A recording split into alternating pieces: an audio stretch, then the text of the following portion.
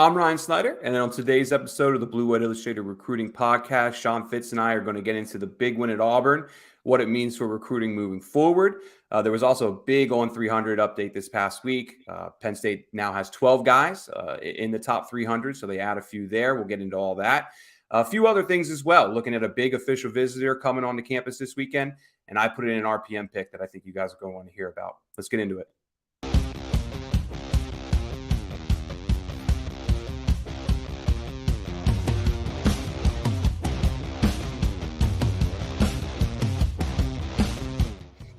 All right, Fitz, episode 2. I try not to talk over you as much for this one, but a lot to talk about this week, man. That Auburn win, we'll start with that. I think whenever fans see a big win like that, they're going to expect, big news coming. Guys are excited, and of course there are guys out there that are, down south that are keeping an eye on Penn State. We talked about Carmelo English, some other guys last week, but I'll just kind of start with your thoughts on what that win means. Does one win mean a whole lot in recruiting? I think you and I have similar thoughts on that, but I'll start with your opinion. Also, great to be on with you. T-shirt crew on Tuesdays. It's not as formal as when I'm on with Nate. So, but yeah, the win over Auburn, obviously big, obviously something that you can drive to for momentum. But I caution people in taking too much away from it from a recruiting standpoint, because just one win is that. I mean, it's a very small sample size in an entire recruitment. Sometimes we sort of batch up recruitments and make everything uniform when it is really a case-by-case basis. And truth be told, one win, while it's a fantastic win on a national stage, might get yourself in front of more eyeballs. It's not going to change much in terms of earning commitments. It's not going to change much in terms of this current class earning interest. Now, what it will help is it will juice up your guys for that Ohio State weekend, the Minnesota weekend for the whiteout, which is going to be a really, really big visit weekend for Penn State. I think you will get a little bit more interest and expand those lists from a national level. Maybe say, okay, I wasn't sure about Penn State, but it's worth taking the flight. It's worth, spending the weekend up there and making the effort to get up there. So I don't think you can take too much away from one game. And that's win or lose. I mean, that this is sort of a uniform theory that we've talked about over the years. It's one big win is great. One big loss is not going to kill you. I just don't think you can take a ton away from it. Penn State, in talking to people, in the program that we talk to, there's not this giant rush of kids that are rushing to their phone to call Penn State to talk about the win. You typically get excitement, and that's great, but you typically get the same level of kid, the same just general nucleus of who you've been talking to the entire time. So I think it's very interesting, and it's great to take whatever momentum you can get, but I think you also have to set the expectation at an acceptable level where it's not going to turn around and you're not going to get 3 or 4 commits based off of one game. Yeah. The Minnesota game will be very interesting to me, with that being at night, of course. Can they get some Southern guys, maybe guys committed elsewhere too, guys we're not really talking about at the moment? Can they get them up maybe for a surprise official visit or two? Maybe a group from a school comes up for an unofficial visit. That's why, let's be honest, that's a big reason why this whiteout game is Minnesota this year, I think, because of the recruiting impacts. And obviously it's a school-wide decision, but I think if we could talk to James about that, I think it's a big part of why he wanted it like that. Well, you've got kids that are going to come to or try to come to Ohio State regardless, because Ohio State is such a drawing power. You get that with the Michigan game every year too. You get that when a team like Auburn comes in. So you're going to have kids at that game, whether it's a whiteout or not. The Minnesota game, well, Minnesota, pretty good team, obviously, going to be hampered. Chris Ottman-Bell went down with a knee injury. So their best receiver is going to be out. But Minnesota is going to have a pretty decent record coming into it, but you set that game at night, you give it the whiteout title, and all of a sudden it's a destination. Kids want to see the whiteout. We talked about this last week. Kids think the whiteout is the Ohio State game, when actually, it's going to be the Minnesota game. That's going to be something a bridge to cross for us at some point. But you give yourself an opportunity to have 2 marquee weekends right in a row. The Ohio State noon kick plays into this as well, because you're not going to get many kids. It's going to be really tough for a kid, say, playing at IMG to get on a flight on either Mhm. late Friday night, early Saturday morning, get into State College, which is dreadful to travel to from around the country anyway. So, you've got a lot of things working against you for the Ohio State game. So give yourself some time, get yourself an opportunity to spread things out, have guys in all day, get your coaches a little bit more time with them than you typically would. And you've got an opportunity there for that Minnesota game. But for now, it's this going back to Auburn, you're a 3-0 team. There's a big difference in a lot of people's eyes from a 3-0 team, which can turn into a 5-0 team going into the Michigan game, than a 2-1 team. I mean, you're giving yourself sort of building, it's like if you're playing one of those old video games and you're working up like an old wrestling game and you're working up to a special move, you just keep giving yourself that juice. And all of a sudden you get to your finisher or what have you. I sound like Josh Pate doing all these wrestling comparisons. So sorry about that, Pate. Yeah, that's another story for another day. No, I mean, I think that's the way you get into it, is you just build up that juice. And then when you get to October, you have an opportunity to get these kids on campus. That's when you capitalize. Didn't expect the Nintendo WWF No Mercy analogy in today's podcast, but I liked it. N64, those were great, man. Either it could be the No Mercy, could be WCW or WCW NWO Revenge. Yes, both great that games. one. Yeah. But anyway, there were two notable recruits at Auburn this weekend. Stanton Ramel, of course, he's committed to Michigan State. He was very interested in Penn State. He did pop up at Auburn. And then Dakaari Nelson, too. Sean, I'll throw Stanton at you. Do you think there's going to be much there? I don't really – I mean, he's been going to Auburn all the time, and he didn't commit to Auburn. So, I still think he's probably going to have Michigan State. But let's see what happens to Michigan State this year, too, after that Washington game. Do you have any thoughts on that? Well, first off, you watch that Auburn game and you wonder who's going to be recruiting those kids down the stretch. I mean, that's the biggest thing. When you talk about a guy like Stanton Ramel, who's not far from there, I think grew up an Auburn fan, if I'm correct. They're very quiet, but they've kept the lines of communication open. Michigan State, you could probably have the same conversation with Ramel that we're having about Dakaari Nelson. Michigan State's a long way away from Alabama. Pennsylvania's a long way away from Alabama. So you've got these natural things working against you, and he's going to go down and check out some other schools.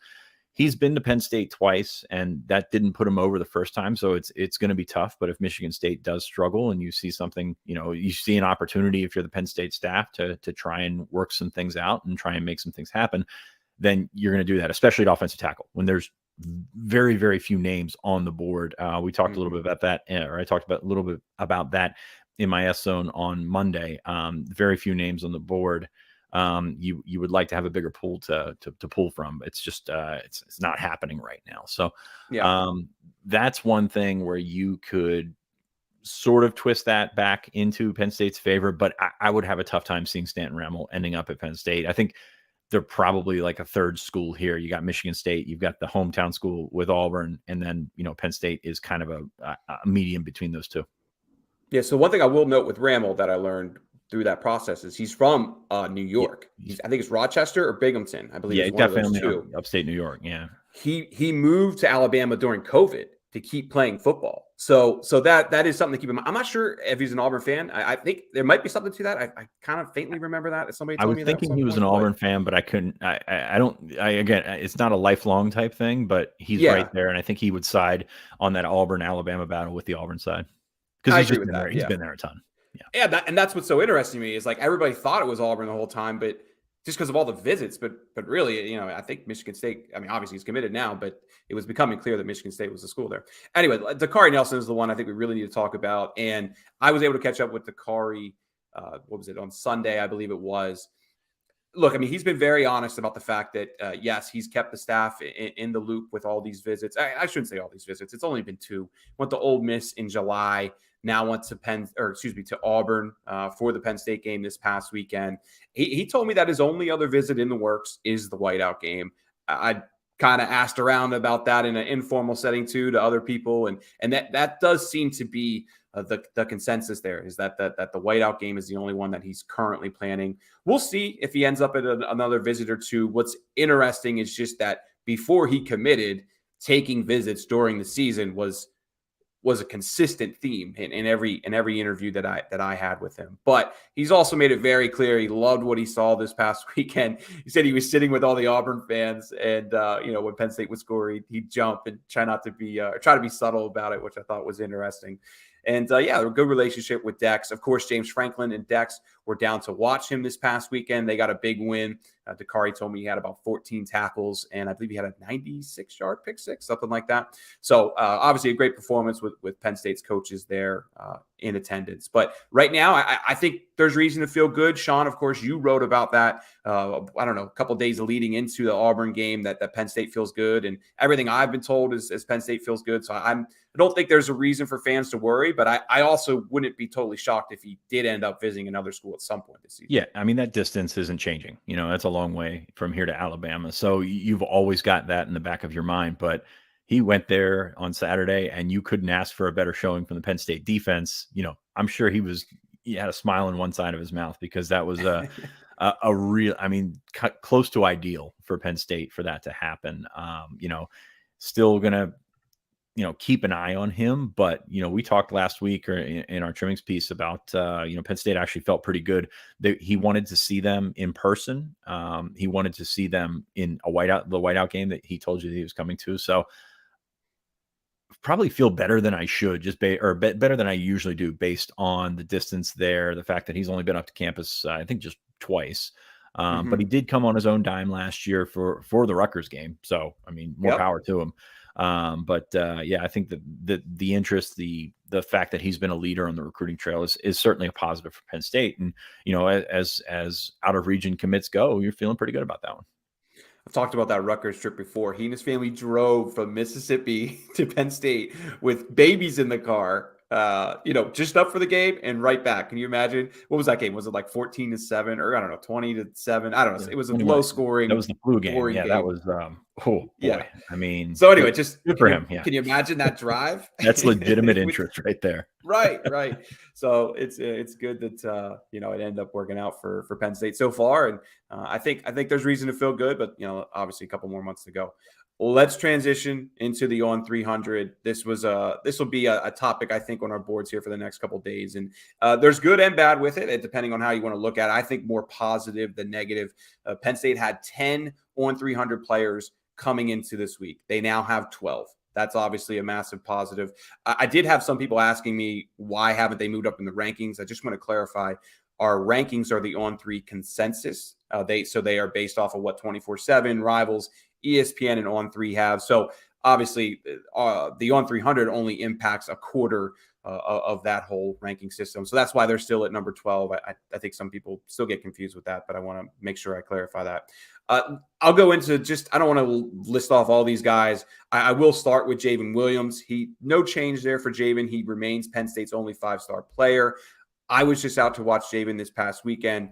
Man, that was fun to watch. If you guys saw my Twitter feed, he had a massive hit on this poor number 6. I felt bad for the kid, although he did kind of start a little bit of ruffled some feathers, I guess you'd say, before the game. So I won't get into the details, but Jven got a massive hit on this kid. It kind of went viral this past weekend, and a lot of people picked that up. But, man, just the way he pulls, the way he moves is so impressive.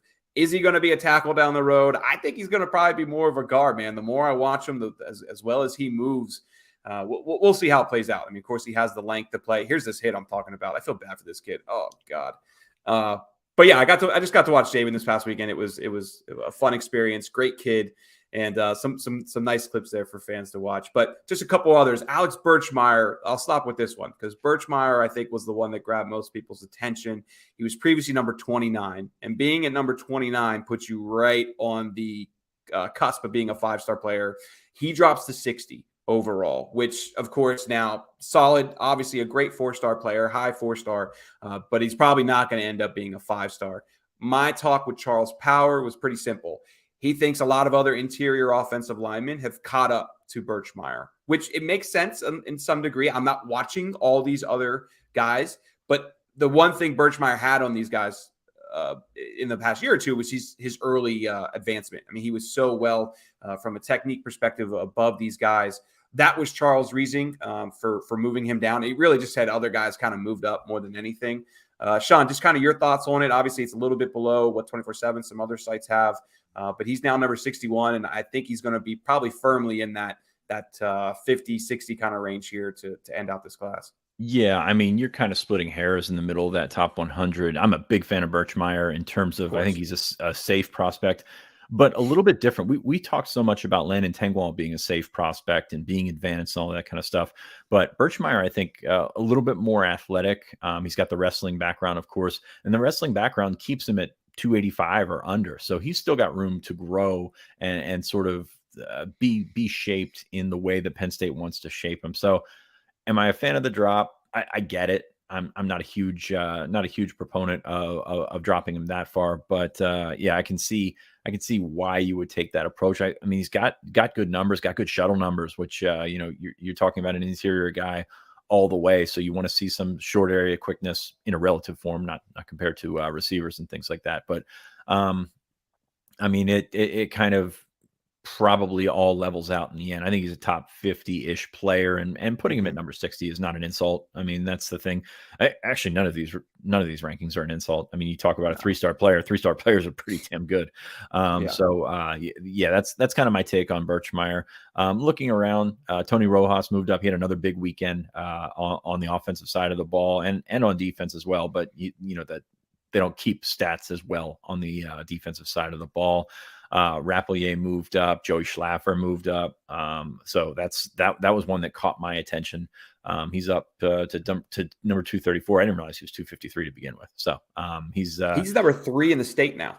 By the way, I saw his tweet this morning and I had to double check to make sure. Unfortunately, Tamir Robinson, without playing and coming off of a major knee injury, that's going to be something that he has to deal with, and it's going to be something that I hate to say will affect his projection, but he's going to have to recover and be the same player after a knee injury. Not everybody does that. Anthony Donka is the really interesting one to me. 272 total projection, having a really great year at Light Ridge. Especially on the defensive side of the ball, getting the quarterback. But those are kind of my takeaways from this. I think it's a really good group to have 12 in the top 300. I think for a class that doesn't have a ton of momentum right now, and you see Zion Tracy on your screen if you're viewing on YouTube, he's in there at 253, a lot because of his numbers and things like that. But it's a really good, really strong group. Probably not the early impact that the 2022 class had, but that class is going to set a really high bar for guys that are going to come in and make an impact right away. As we've seen over the last 3 weeks, of course. So a couple things I'll add there real quick. The Tamir Robinson thing, as you said, Charles made it pretty clear. It's like, look, we're watching elite linebackers progress every week. And it's just, as much as they don't want to move guys down, it's really hard to justify it when, look, Tamir missed, I think, still like half of last season as well, right? I mean, I thought it was played a handful of games. And so it's, you're talking about if he doesn't come back this year, which is still kind of up in the air, he's working out. Let's see how it plays out. When you talk about maybe only if he doesn't come back, you're talking about like 5 games over the course of the last 2 years. And then you're watching, obviously, there's a lot of good linebackers across the country, their progress. Yeah, that had a big impact on that. I mean, Charles made it very clear if he comes back and plays well, he'd like to potentially move Tamir back up. The one thing Tamir has is that length, and there's not a lot of length nationally this year at linebacker. That's something Charles has been searching for in these rankings. Zion Tracy, we've talked about these numbers that he's put up, elite athleticism. And then, his length is better than, I think we talked about this last week, Sean. His length is better than what most people understand. He's not that Joey Porter from a height perspective, but his reach and those things are pretty good. So that stands out. Charles really likes his move to corner. He primarily was a wide receiver in the past, so he thinks that move to corner, when you add in those testing numbers and the length and the film he's seen so far, that's a big reason behind that move. He's now a 4-star player. And then Donko, man, he's always had the frame. He's always had the strength and athleticism. Now he's just starting to put it together from a technique perspective. And Charles was saying, obviously Jven and Birchmeyer, they're in a difference here, being top 100 guys. But Donko, man, he's just now really kind of starting to put it together. And if he can continue to progress on that, Phil Troutwine's going to have himself 3 excellent offensive linemen and maybe a 4th if he can get one down the road. But Charles really likes what he's seen from those guys. And but 12? I mean, if you would have told me they would have had 12 top 300 guys back in May or so, I probably would have bet against it, if I'm being honest with you. So I think it's pretty good for Penn State. Well, especially when you got to June then too, it looked like they were going to have like 16, 17 guys, of course, or July, I guess we should say. But that's the ups and downs of recruiting, guys. And I think so far, with the top 12 class, 12 guys inside the On300, it's a pretty good class overall. There is one other guy we need to talk about in the On300. He's not committed to Penn State right now, but he's coming up this weekend. Edwin Joseph, top athlete out of Chaminade, Madonna. Sean and I were working on this last week. I kind of hinted at it in the podcast that he might be up on campus soon. We wrote a story on, was it Sunday night, confirming that he will be up this weekend. Big visit here. He's going to be a wide receiver, I think, for Penn State. They're trying to figure out how important wide receiver is compared to running back and some other positions. They only have a handful of scholarships left, of course. But getting him up, especially after that Miami offer, after a Florida State offer, after a Louisville offer, all of which are to play cornerback, by the way, Penn State needed to get him on campus to keep momentum going. They're going to get that chance this weekend. Sean, what are your thoughts? He's a popular dude these days. Got a ton of interest from actual, the Florida school. 2 of the big 3 offered this week or last week, I think it was. Having a great senior year, doing a lot of that as a playmaker on offense. But I can see the appeal of putting him at corner. Penn State has been recruiting him for a long, long time as a receiver. It's funny, man. Some of these guys that you maybe put in a lower tier just all of a sudden just pop out on their senior film and go from a guy that was Penn State and Utah. I mean, tell me how that makes sense. Kid from South Florida, Penn State and Utah are the 2 schools. And then all of a sudden he's a very popular target. And, I think some other big schools are still taking a look as well. So Edwin Joseph, to get him up on campus finally, they had talked about getting him up for the whiteout game for a while. And then all of a sudden they kind of forced their hand with all these other offers. So get them on campus as soon as you can. Jven Sider's got a great relationship, not only at that school, but with Joseph as well. So you're going to see what happens. I mean, you're going to see if those long-term relationship building skills play out on this one. Yeah. And the other one big thing to note with this weekend too, compared to whiteout weekend, is that Chaminade Madonna plays on Thursday. So that's a big part of this too. You can get him up semi-early on Friday, probably early afternoon, something like that. And it just gives the staff all of Friday to really hang out with him, get to know his family. I interviewed Edwin, like I said, on Sunday. His big thing was, I feel comfortable with the staff. I know Coach Stubbs. I know Snyder. I'm talking to Franklin all the time. My family doesn't really know them too much yet. So that'll be massive.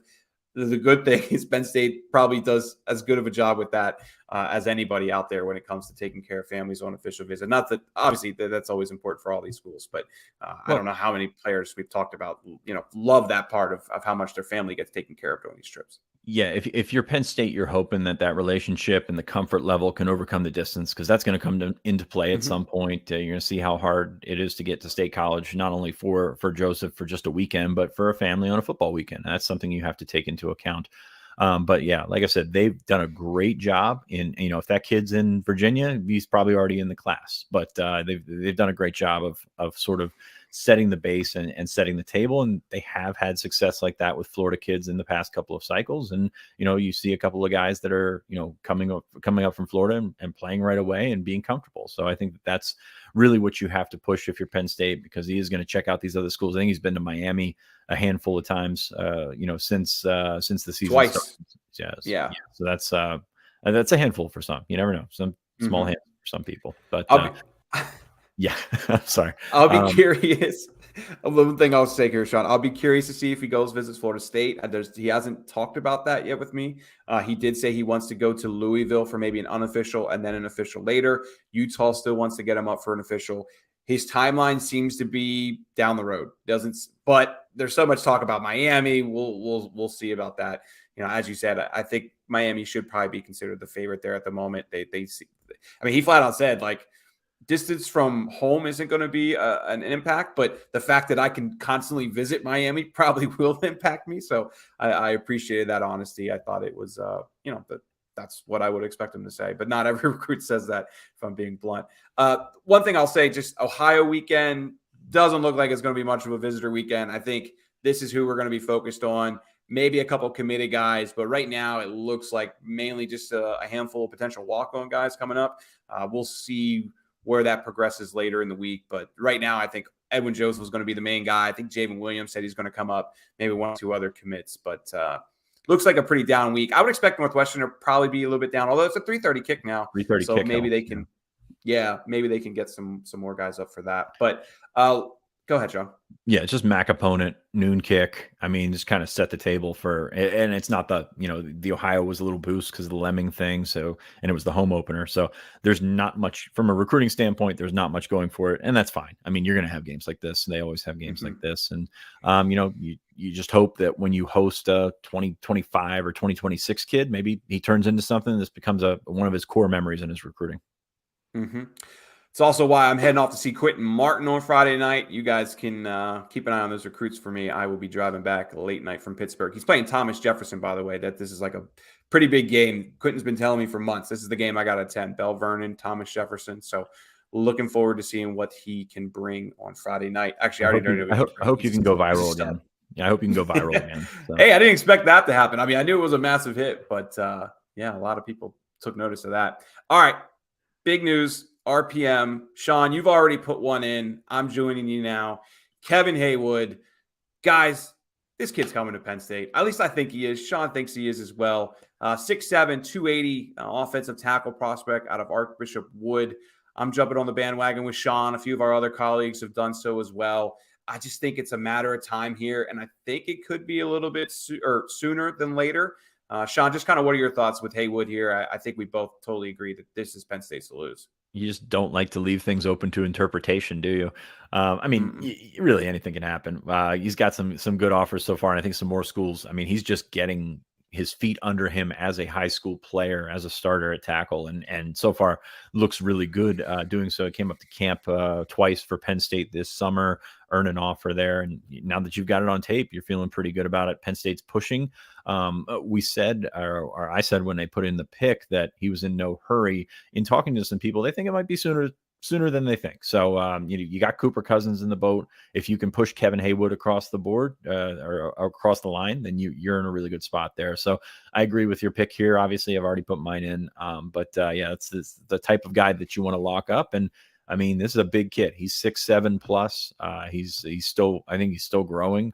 He's definitely a bona fide tackle. So you always want to get as many of those as you can get. And, you sometimes see guys that are offered early that maybe aren't on the target list. This is a guy that seems to be trending up. I'm pulling a T Frank here. He always does this to me, and throwing a question that we didn't discuss before. Any other 2024s that you're thinking about putting a pick in for? I mean, I know it's still really early, but are there a couple other guys you'd be interested in? Just curious what your thoughts on there. I have a pick in for Dom Nichols, and I think those are the two that you just look at and you say these two make sense.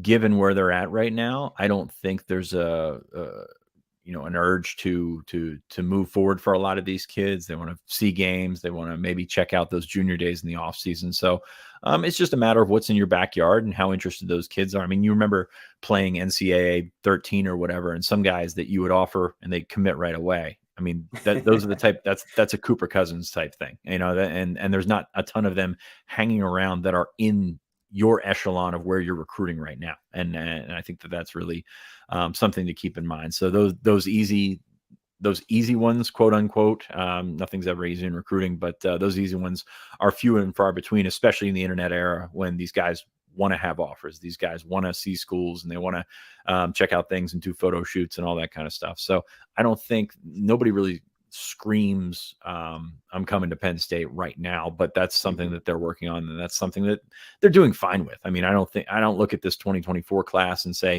and panic because there's only one guy in it so far. I think they're doing a good job in setting the table, and again, those evaluations continue. I mean, like I said a minute ago, there are guys that have offers right now who have played the first month of their season, and Penn State's and a lot of schools are just kind of like, okay, well, we're just gonna move on to the next guy, and maybe something will happen with someone else on the board. So it's an ever evolving process, and I think that's kind of what you're seeing right now with the 2024 class. All right, sorry for putting you on the spot. I had to do it. This is a good question. That's all really for me today. I don't know, Sean, if you have any other final thoughts on just the Auburn game or looking ahead for the season with the team. We're starting to get some guys talking about the whiteout visits, but we'll hit that up in weeks to come. But that was a massive win this past weekend. I didn't see 41-12 coming. I told T. Frank on the podcast, no way they win by 3 touchdowns. I look like an idiot. But yeah, man, I don't know. Just any other final thoughts you got? No, I think that's a great way to end it. You looking like an idiot. I wanted to pick a blowout last week. I put the text up on Twitter. I wanted to pick a blowout last week. I just couldn't do it. But yeah, I think Penn State's going to be benefiting from that win, and it's going to be more of a slow burn than just a quick thing. We talked about that at the start, but other than that, I like your Moody Culture shirt. I'm a big fan of what they do. T-shirt Tuesday is great, as I mentioned. So, but no, it's great to do that. Like this video, subscribe to our YouTube channel, and check out the $1 special. It's not going to be around much longer. In fact, I'm looking at the schedule right now. It's not going to be around very long at all. So definitely check us out. Had an S Zone yesterday. We've got a ton of stuff, and really this crew, I think, doing great things from a coverage standpoint. I don't think you're going to get coverage like this anywhere else. One of these days, I'll remember to ask people to like the video before we end the video. T. Frank, I'm sorry, buddy. But that'll do it for us today on the Blue White Illustrated Recruiting Podcast. Like I said, we probably won't have a whole lot to talk about coming out of Ohio. I'm looking forward to go seeing Quentin Martin this upcoming weekend. And, man, the schedule is setting up well for Penn State. That Minnesota-Ohio State game looks like it's going to be pretty fun. But that'll be it for us today, and appreciate it, guys. Thank you.